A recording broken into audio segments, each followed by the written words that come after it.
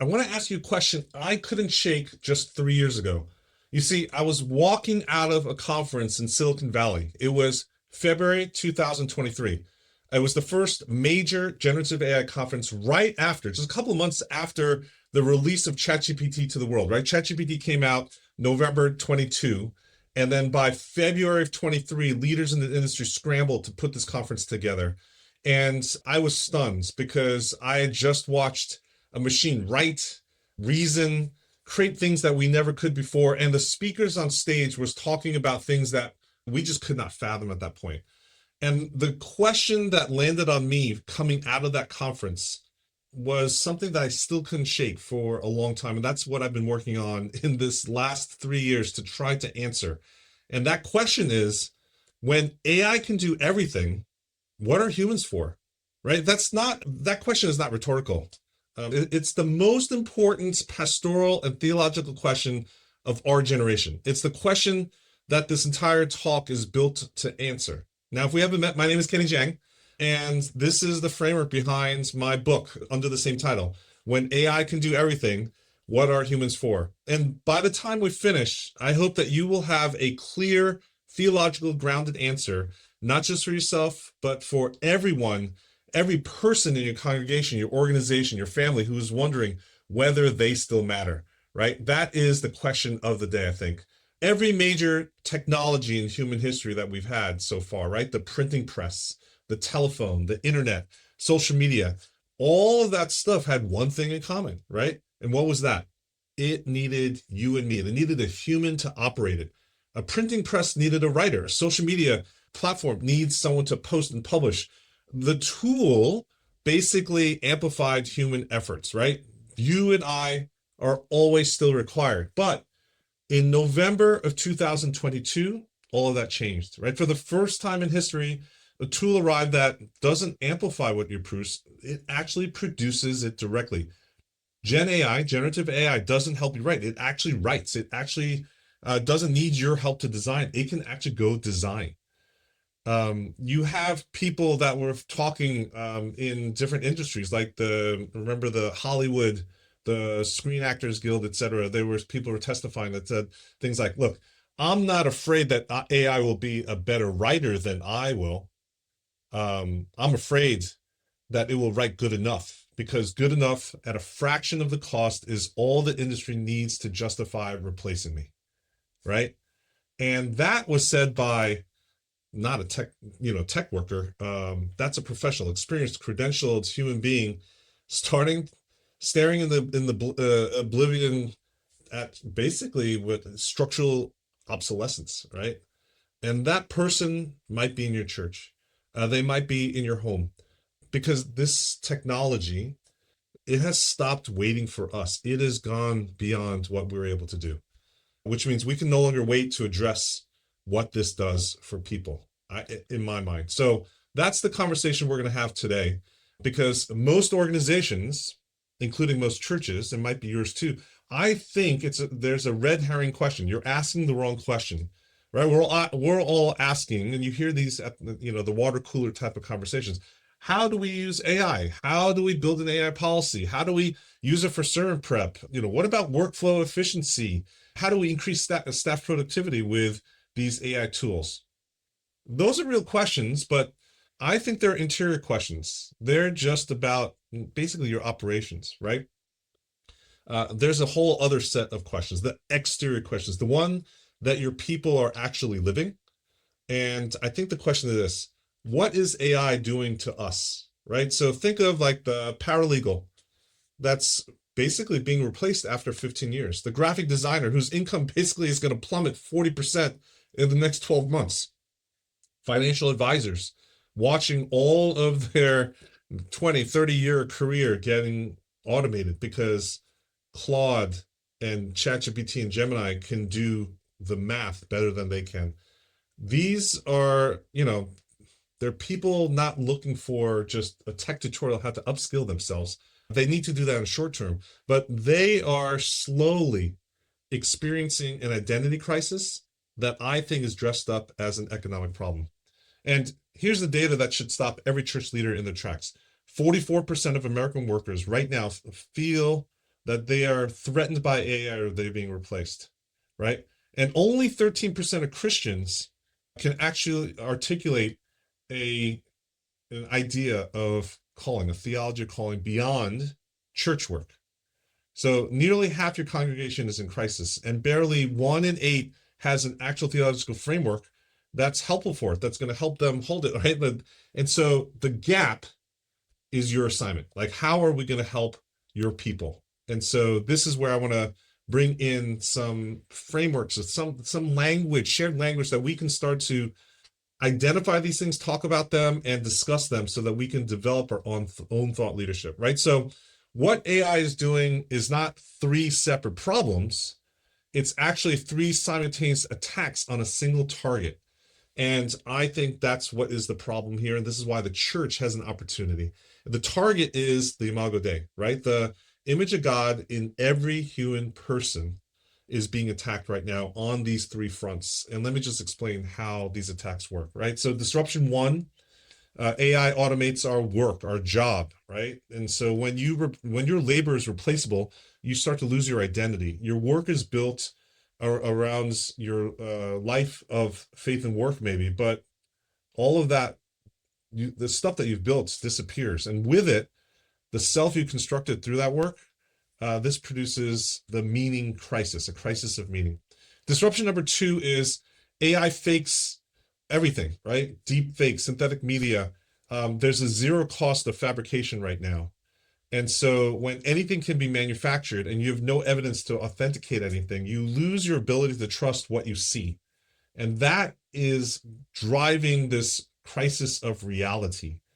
Disruption number 3 is one where AI simulates our relationships, right? When you can have a companion that never gets tired, never has a bad day, is always perfectly responsible and available, the friction, the sacrifice, that real belonging requires something that humans have, but AI is making it unbearable. The tolerance for friction disappears. This produces the belonging crisis, right? So 3 crises, 3 losses, and what do we do with that, right? So the response that I think the church is clearly positioned to actually have is something that's ancient answers. It's not something that church leaders can get together and manufacture in 2026. The great upside, the good news, is that we have theological frameworks, from the past that are true today. They are vocare, kadosh, and koinonia. And that's the Christian answer to each one of these crises, right? So you have to look at these things not as a technology problem, because the response is not an answer to technology just to get upskilled faster or better. It is actually a response that needs to be theological, right? And so I think when you reframe what's going on and how you might respond to it, things change. It becomes a much better and optimistic solution for you, me, and the people that we're called to serve.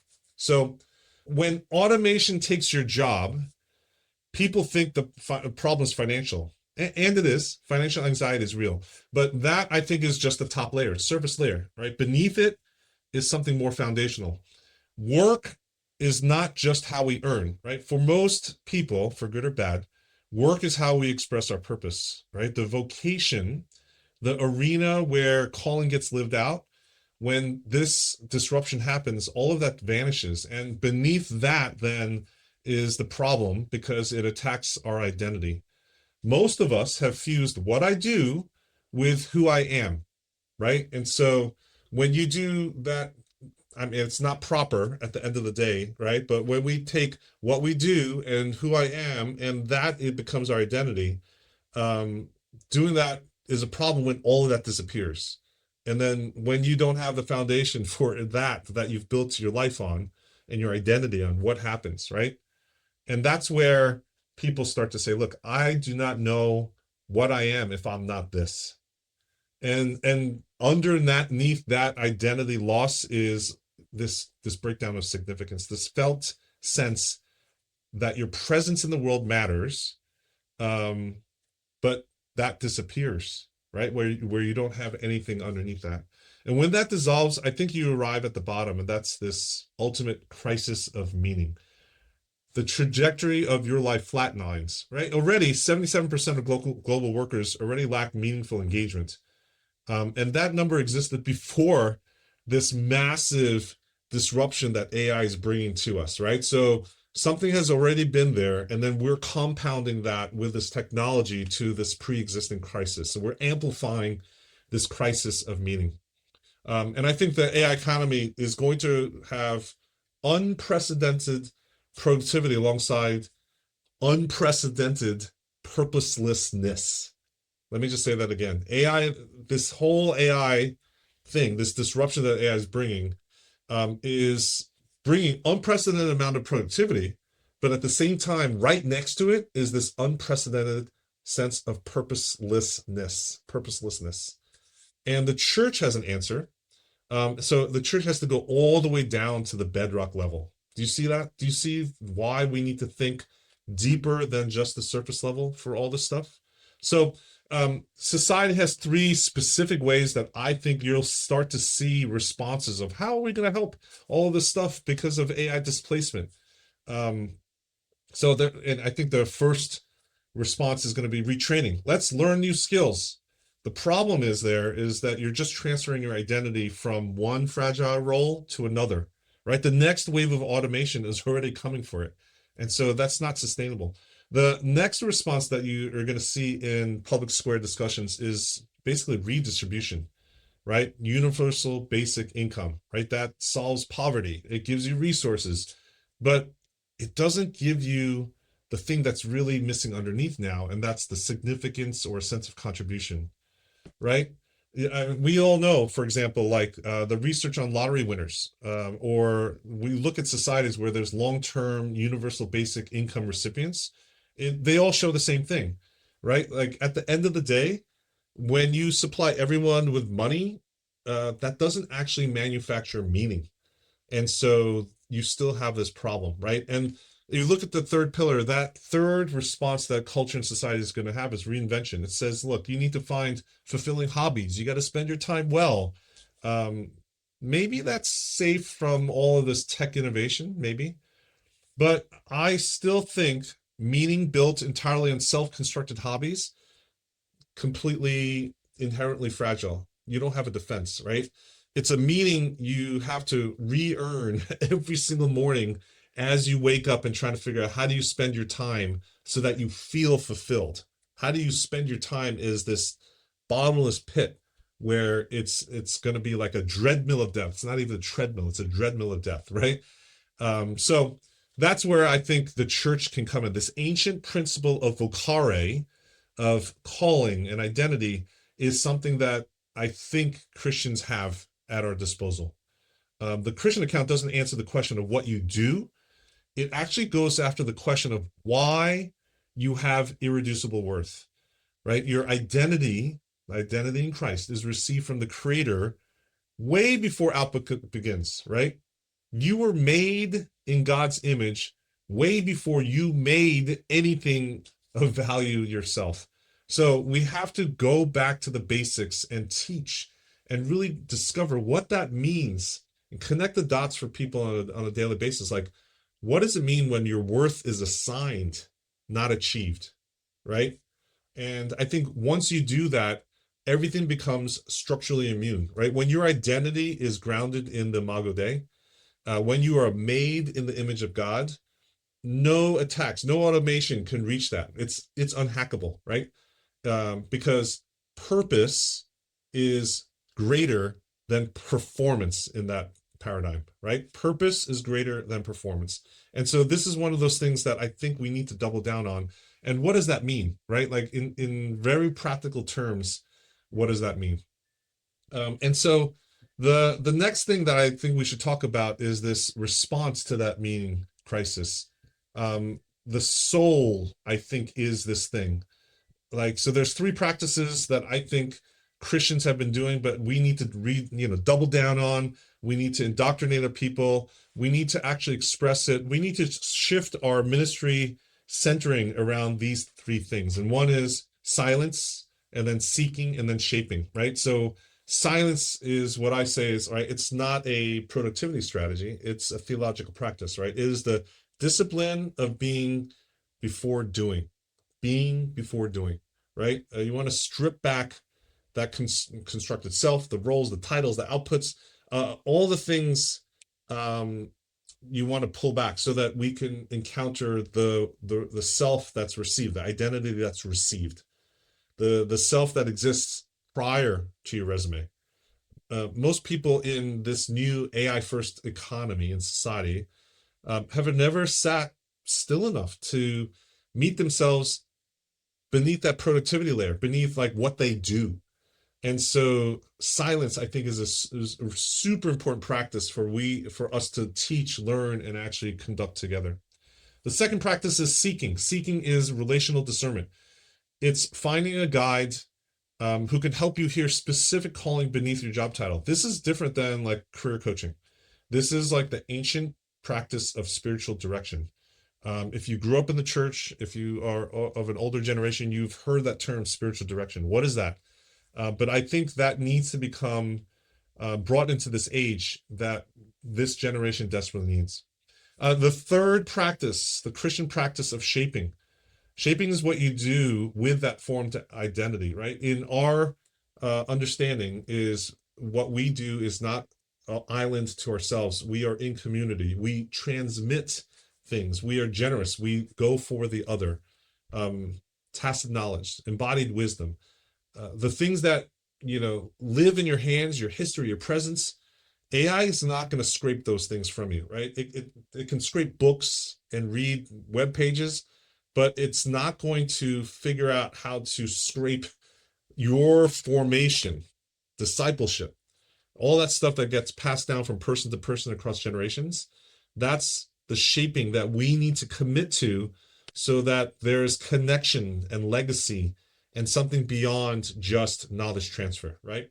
So if you look at how this works, both in the personal level, but also in the workplace expression, I think it makes sense to a lot of people, because on the personal investment side, you're talking about you got to figure out how to have that quiet time. You got to do it in a radically different way to protect your daily silence.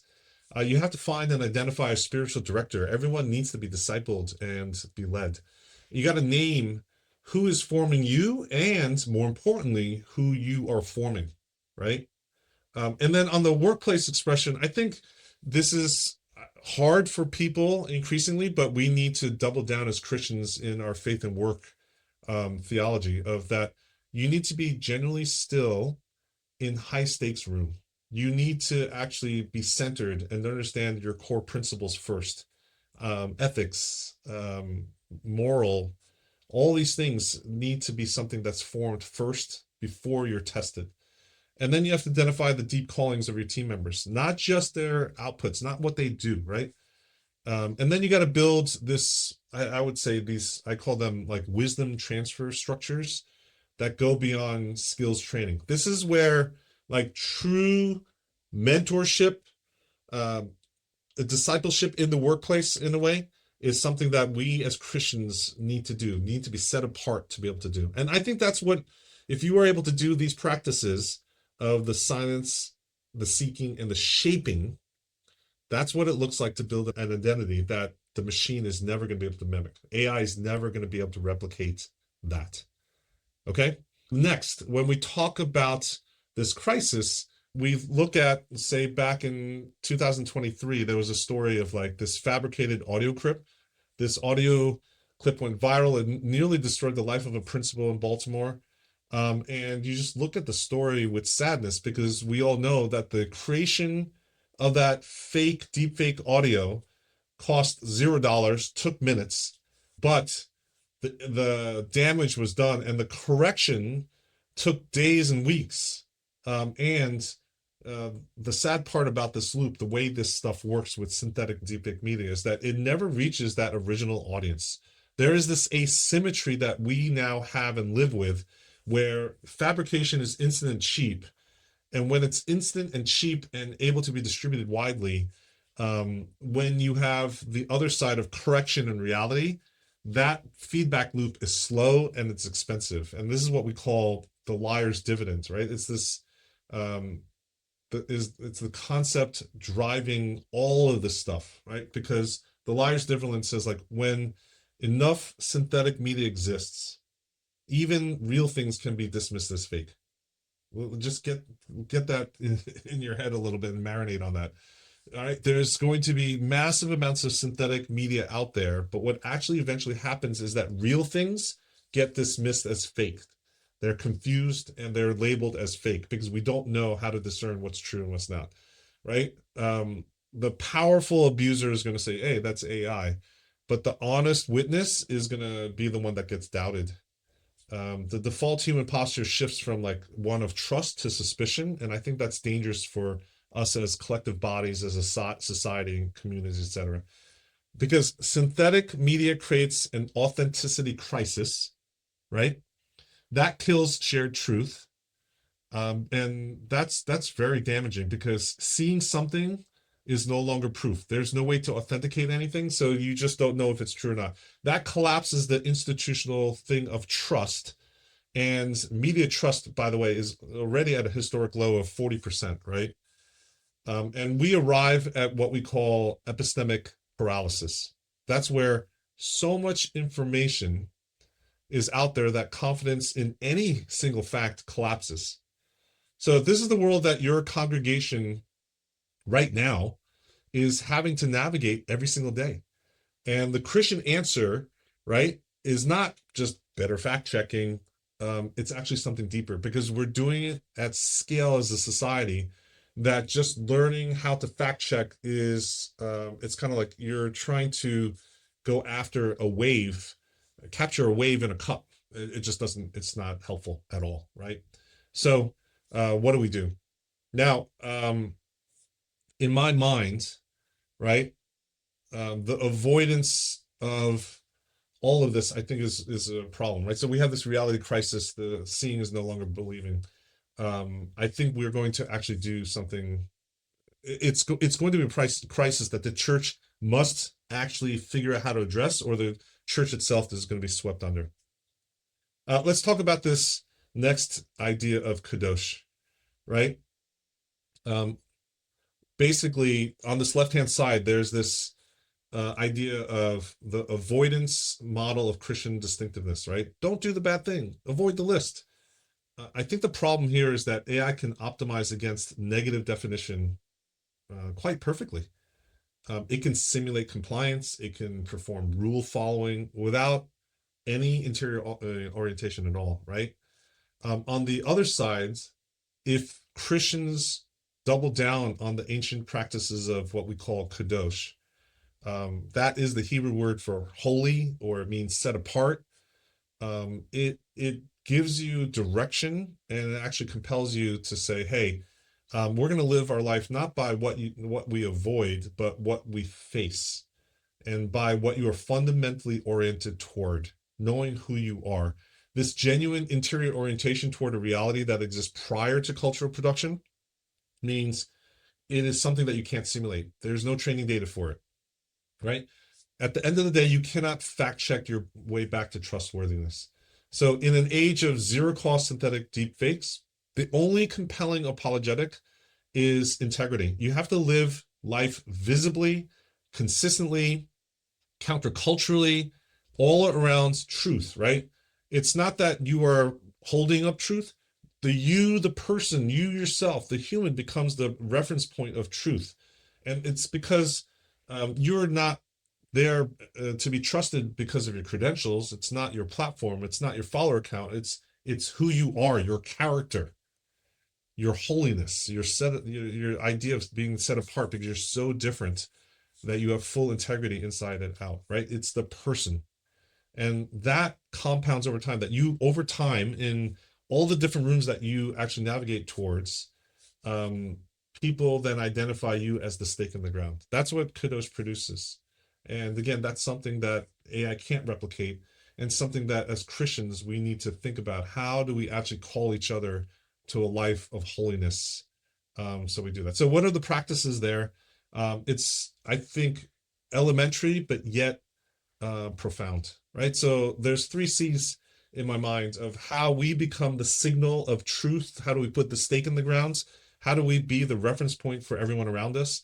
There's three C's. The first is a dedication to a life of coherence. That means your inner and outer life, they have to tell the exact story. Like there's a sense of, right? There's this joke of like, hey, on Instagram and reality, Instagram reality. No, we need to start to have some integration of our inner life and outer life telling the same exact story so that there's no gap between who you are in private and who you are in public, right? You don't want to be someone that just manages personas, because I think that's the thing that everyone is used to, and that breaks down all the trust, right? So the second one is, how do you, once you have a dedication and bring yourself in order, you need to have some constancy. Constancy means that you're the same self in every room, with your intern, with your investor, with your boss, with the person that can do something for you, but also the person who can't, right? You need to be consistent and treat everybody the same way. That is how you stand out amongst everybody else. And the last C is the sense of currency. And it's the idea that trust is accumulated over decades. It's not a microwave, it is a crock pot, right? And it's not volume. And so you need to figure out a way to be consistent over time in a way that's coherent and full of integrity so that you earn the right, you build the trust with the people around you. You see, the lower line, the noisy and jagged, is synthetic credibility, right? Volume, content, social proof. The upper line, it's steady and compounding, right? That's real trust. Built to, through, keeping your commitments, unseen integrity, weathered conflict. Trust is the factor of time and mass, not just volume, right? I think this is what we as Christians need to be teaching our people and modeling for everyone else. It's not about memorizing the Bible and just spewing that out for others, right? Like we have to become someone that others navigate by, because in an information environment where no one knows what's real anymore, the person who is consistent, coherent, that has character, that understands even at a cost, that person becomes the reference point for everybody else. You want to be the person that everyone points to, that's set apart. And so these practices are, I think, easy to maintain and start, right? Basically, you have to keep a circle of 2 or 3 people with access to your inner self, the unmanaged self. They need to know your true you. And then you need to notice where you shift personas and close that gap, right? When are you living that Instagram version of you versus the true you? I think you need to be more self-aware of when that thing actually happens. And then in the workplace, you need to treat the person with 0 power, 0 authority, 0 access, the same exact way you treat the CEO. And I think you need to be the one that has courage. You have to say the hard, true thing instead of the easy, optimized thing. That is what living a life where you become the signal looks like. That you want to live out that life of true north, if that makes sense. The Surgeon General, right? General Murphy. I don't know if you remember, it was big in the news for a while. General Murphy said, loneliness is equivalent to smoking 15 cigarettes a day, right? In 1990, Americans averaged 3 close friends. This is wild, right? The average American had 3 close friends. Today, 12% have 0. The 12% of the population say they don't have any close friends, and that number is rising, right? We are the most connected civilization in human history and the loneliest at the same time. In that gap, AI companionship is entering. That's the problem right now. And here's the thing. It genuinely helps in the short term. Why? Because when you're lonely, it's available 24/7, unconditional availability, perfect responsiveness, 0 demands. It's sycophantic. When you're lonely at 1 a.m., 2 a.m., AI companion is better than having the alternative in that immediate moment, which is no one's available to come over or talk to you or anything like that. So in the short term, you're going to see more solutions of AI companionship. But I think we have to understand truly, especially as Christians and as church leaders, what does this do over time? It basically atrophies our relational capacity, right? Real human relationships are what? They have tension, they have friction, they're messy, they're inconvenient, they're demanding, they're unpredictable, right? I don't know about you. That describes me. Human relationships require you to tolerate some level of friction, right? That's what actual relationships are. AI relationships versus human relationships, AI relationships train you to avoid that friction. It trains you to tolerate less friction. So the problem is that when real humans show up, which they always do, they feel harder than they should, harder than they used to. And so you're going to pull back and retreat from all of this human interactions to something that's frictionless. And the trap basically is not that AI companionship is always malicious. I think the real trap is that it displaces the very capacity required for genuine belonging. Meaning, there's probably some use cases and places where having AI avatars and interaction with agents, etc., is great for us in our work, for example, so there's no friction. But all of that trains us to have less tolerance, and that is the problem, right? So we need to move beyond that. So I want to look at this table because I think this will visually give you some ammunition to really think about this and talk about it with this other people, right? So the AI companion, right? Think of the upsides and the downsides, right? It's available 24/7, has zero personal cost, it's frictionless, it's programmed intentionally to avoid or instantly resolve conflict. It is not going to try to pick a fight with you, right? And it offers instant, unearned intimacy. On the other side of the spectrum, what we've been dealing with for ages, but now is disappearing, is the covenant human belonging. And this is where I think the church needs to show that this is not an inconvenience. This is not a bug. This is a feature. Being inconvenient, conditional, requiring sacrifice, requiring general conflict and repair, all of that, right? Where we talk about real relationships. You look at the Dunbar research of communities size, and also that, real relationship demands 200 hours of time together, shared experiences to really build and produce meaningful relationships. And that actually contributes to survival advantage. That is, I think, really important. Friction is not a flaw in human relationship. Friction is the actual mechanism by which trust is actually built. I'm going to say that one more time because I think this is really important. Friction is not the flaw in human relationship. Friction is actually the mechanism by which trust is actually built. Conflict and repair is the sequence that actually deepens attachment. It's not an inconvenience, right? When you actually invest 200 hours with someone, it's actually not a cost. It's the price of real belonging. It's the upside that you've invested in something where you actually have an advantage at the end of the day, right? So anyway, AI cannot enter a covenant because it has no ability, no self to risk and nothing to lose. And so I think that's where it's hollowed. And so covenant requires real skin in the game. And this is where we want a Christian practice of koinonia, right? Real community, real Christian community defined by mutual risk, mutual sacrifice, mutual presence, even through difficulty. And all of that at the end of the day is not available through a machine.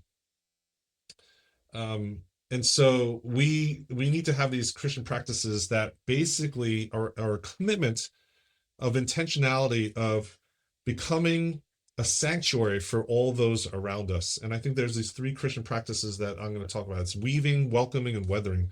These ideas of weaving, that's the deepest, right? It's the practice of intentionally interweaving our lives in explicit covenant with specific people around us, right? It's the rejection of the consumeristic posture toward church and friendship, the posture that typically says, look, I'll stay as long as the cost benefit ratio is favorable to me.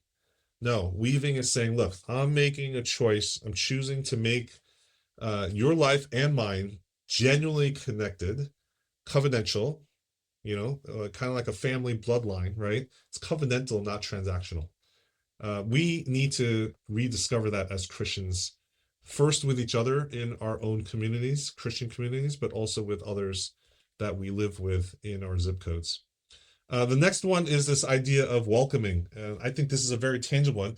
How often do you actually physically open up your home anymore? How open is your table for table fellowship? Because at the end of the day, you can't deep fake a shared meal.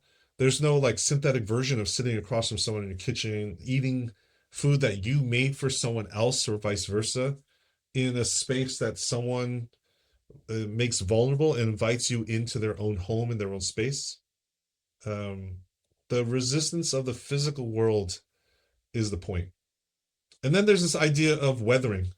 This idea of weathering, I think, is a deeply Christian one. And that's the thing that produces the depth in our relationships, right? That we're going to weather the storm. We're going to stay through every season with someone. We're going to choose, not obligation, choose to remain in community when leaving would be easier. It's this idea of weathering the storm with somebody, because every time you stay through hard things, conflict, disappointment, crises, seasons where someone's frustrating you, you push through that hourglass of that 200-hour threshold where true, authentic friendships and relationships are actually forged. And on a personal basis, I think we can look at like, what does that look like in our practices? I think you have to invite isolated people to imperfect, ordinary dinners. Like you can't treat them separately. You can't treat them as charity. You need to give them dignity.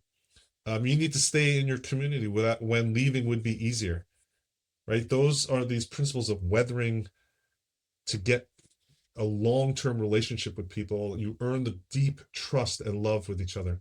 And then in the workplace, right, there's definitely practices as managers, as peers that you can do. That's, can you build psychological safety through explicit commitments with those that report to you?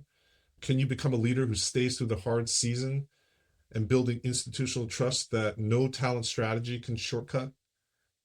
Those are these ideas of, can we be the person, the leader, the movement to become a sanctuary for others? We want to become somewhere where others belong. This idea of belonging is lost, and it's up to you and me to actually start to build these spaces of sanctuary.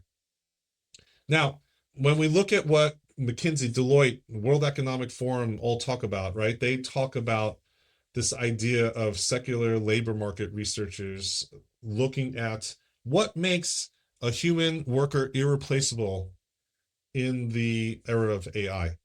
And so they landed on, I don't know, I think these three things: original creative synthesis and complex reasoning, right? So creativity, complex reasoning is something that they think is important.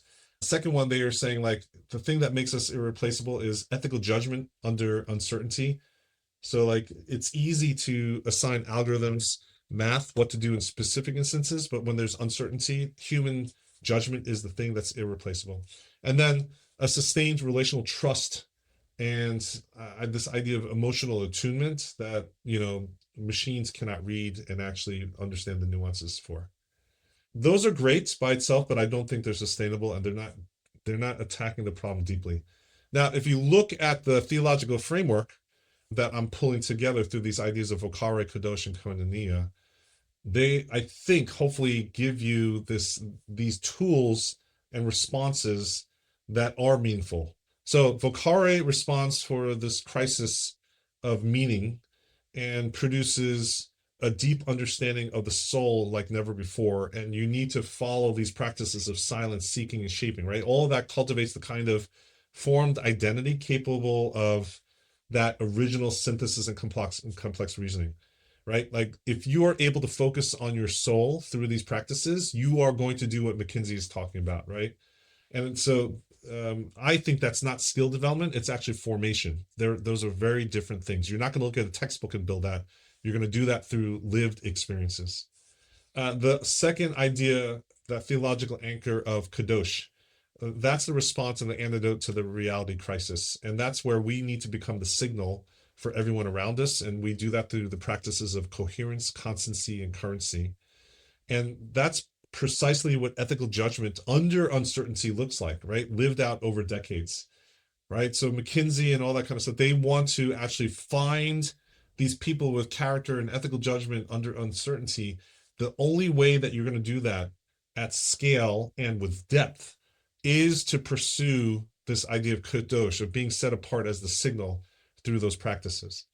And the last theological anchor, the koinonia, which is the antidote to the belonging crisis, is this commitment to producing spaces of sanctuary. The weaving, welcoming, and weathering practices is exactly how we're going to sustain relational trust, emotional attunement, and actually invite people into spaces that they've never experienced before, and understand that what God and our Christian communities provide is otherworldly. And so I think this convergence is not by an accident. If you look at the peak of labor market value in an AI era, all of that perfectly mirrors the peak of the theological image bearing, this idea of, imago Dei in these practices, right? Christians have been carrying this answer all along. This idea of imago Dei is not new, right? It's not just this like newfangled doctrine that came out, right? But this ancient practice, this ancient theological idea, in 2026 and beyond, it's a competitive advantage for you and me. It is what is human in humanity. And so, as we conclude, I just want to say the answer was always you. We're looking at future forward for the answer and the antidote to all these things that AI is bringing. But the church's task in the age of AI is not to compete with the machine, because you're never going to win. It's to become more fully itself. Because when AI can do everything, the question is not what humans are for. The question is whether humans will do what they are made for, right?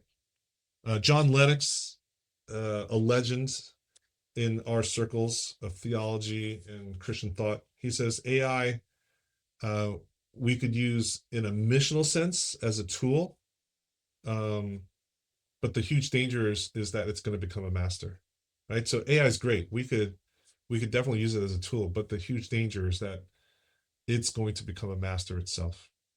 And so I think this is the message to the church of today and tomorrow, is that we must build an identity that the machine cannot scrape. We must cultivate character that the machine cannot fake. And we must build community that the machine cannot simulate. The answer was never the technology. The answer was never the policy. The answer was never any of these things, these newfangled ideas. The answer was the image of God in every single human. And that's good news, right? Why? Because the image of God in every single human is irreducible, unreplicable, and it's waiting to be lived out fully. The question is never whether you matter. The question is, will you act like it? And that's our opportunity to teach our people, to lead our people into the future with this idea of the Imago Dei. My name is Kenny Jang. Thank you for listening, and I'll look forward to visiting with you in the next video.